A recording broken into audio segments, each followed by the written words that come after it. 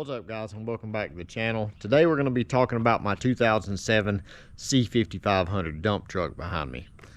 I recently picked up this truck a few months ago to help me with my side grading business so I didn't wear my nice dually out, and this truck has really come in handy.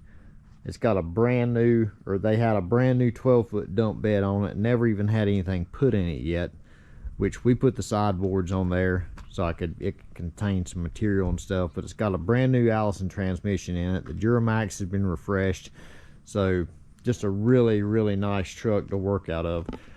One of my last videos, we built this 125-gallon transfer tank for it to go in between the cab and the bed, which works out really nice.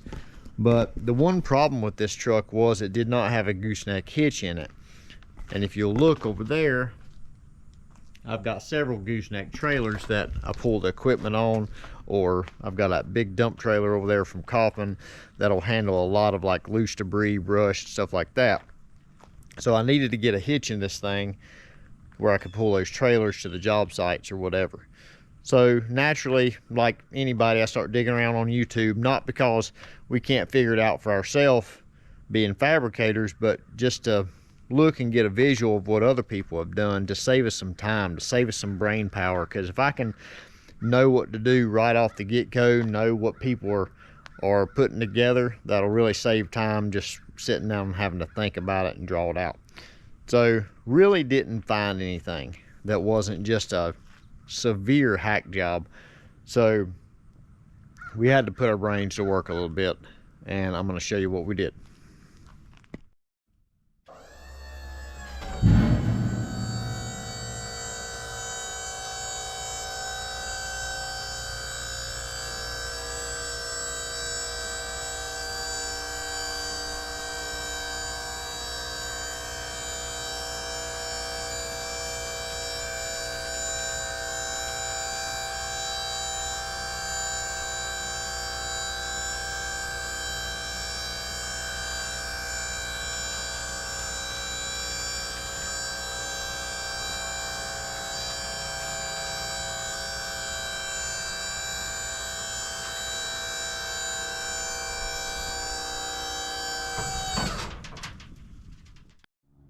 So now that I got the bed up, I'm going to talk about the position of the hitch.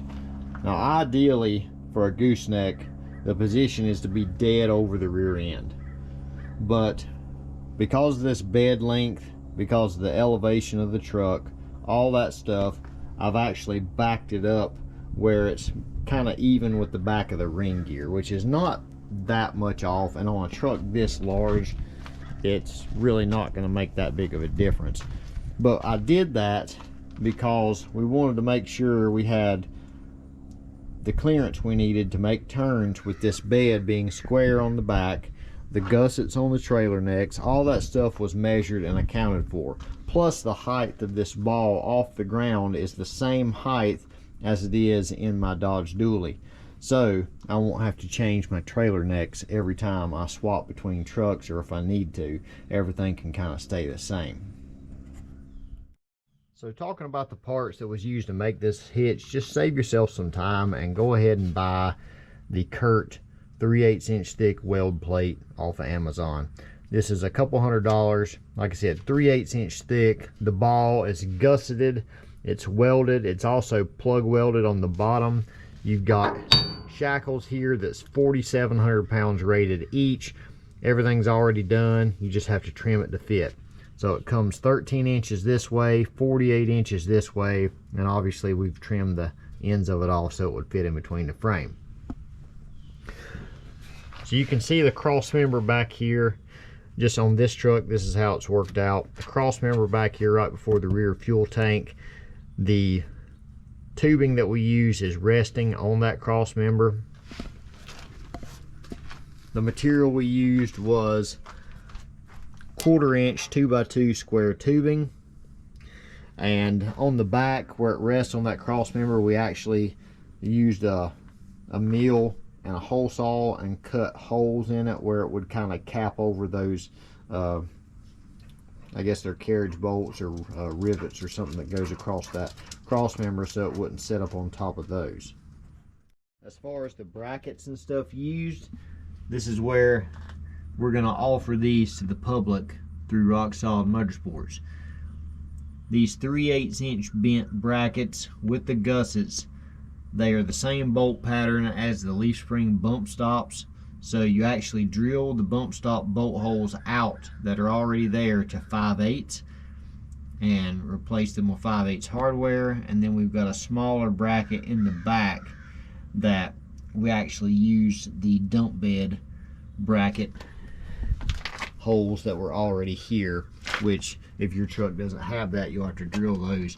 But these brackets are plenty stout enough to support this hitch. And you can see the grid underneath, if I can get the camera down low enough, of 2x2 1/4 inch that we welded all the way around to that plate.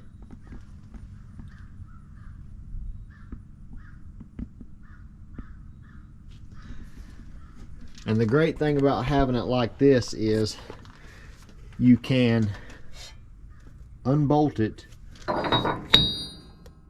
kind of hard to see, but we drilled holes in this plate where you get a socket down in there and unbolt it and just pull this thing all the way out and the brackets stay on there. So that's what I really wanted, was something that wasn't solid welded into the truck that could be removed, but also was independent from the dump bed frame. So getting in to hook up the gooseneck, take that plate off. We just use a cutoff wheel, cut the original bed out right there. Use clevis pins right here in the corners, welded those to the top plate. And then come around here, we welded a 1/4 inch band around it for us to drill through, and also stitch weld it to the bed all the way around to make it strong. Those clevis pins drop through, and we put tractor pins in all 4 sides. So take those pins out, pop the plate out, that reveals your gooseneck to hook up, and when you put it back together, that holds it good and tight against the bottom of the bed. That way it's not sitting proud for something to slide down the bed and rip the plate off.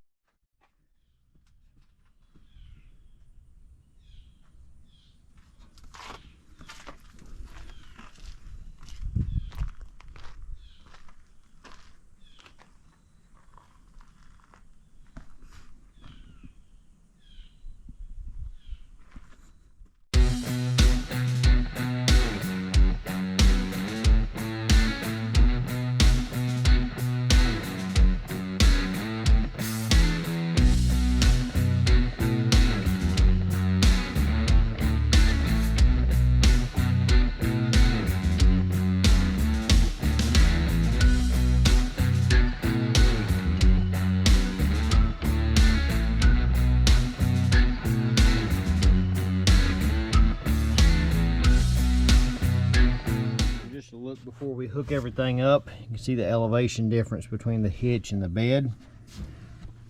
Now everything's kind of sunk down in there. So side boards are loose, took the back off already, had to get skid steer to get these side ones off. They're a little bit heavy, tough to get out of the holes, but get them off and get backed up to the trailer. My helper in there is going to guide me. What do you think?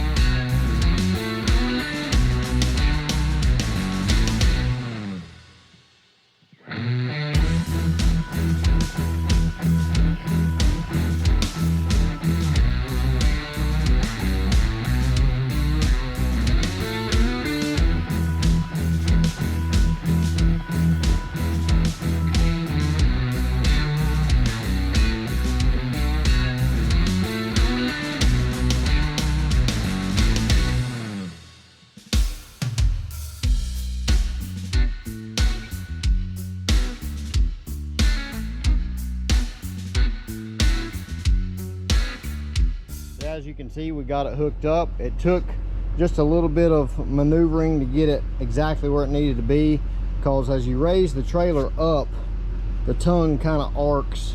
So if it looks like it's straight under the ball, or the ball straight under the tongue, whenever you start to let it down, by the time you get down to where the ball is, it's moved quite a bit and you have to readjust the truck a few times. So next time I'll know, but really happy with the way everything turned out.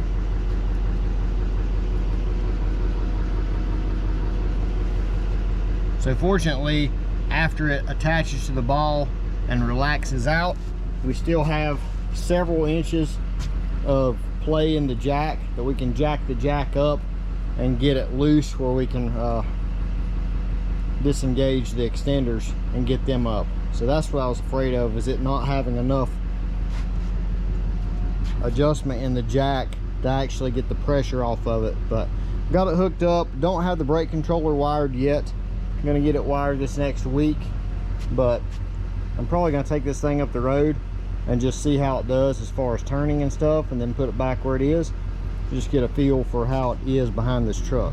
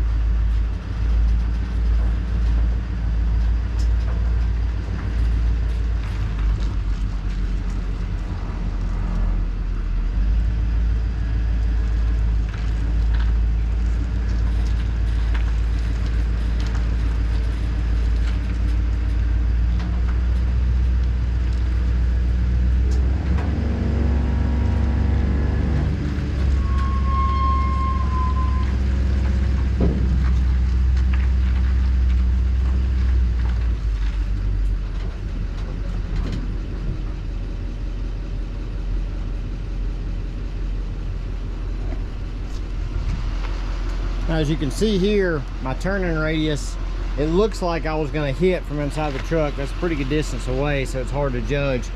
But I've got plenty of clearance right here to my gusset whenever the bed swings. So that turned out exactly how we planned it, and I'm really happy for that. Now, these are the angles you got to watch out for. The road is leaned down this way, and the trailer is broke over this way. That's going to get your closest clearance that you're going to have to deal with the bed and the tongue, and looks like we have plenty. They're good to go.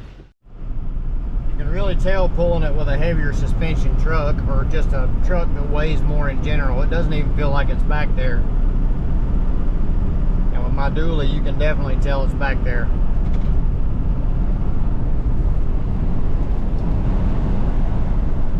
We live on a dead-end road. Went to the end of the road, made some really sharp turns, just made a loop, seen how it did, and it does really good.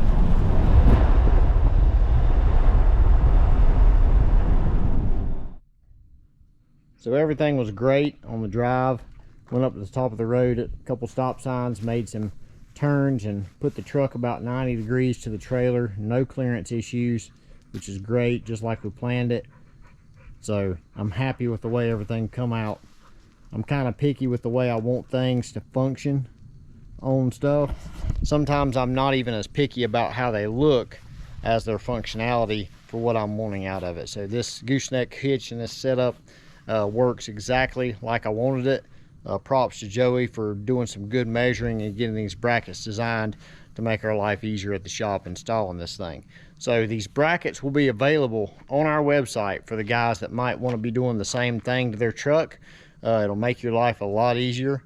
So check it out. I'll put the link to the area of the website where they're at in the description, and we'll try to keep a set in stock where there ain't no big wait time to get them cut out and bent and stuff. So thanks for watching. We'll see you next video.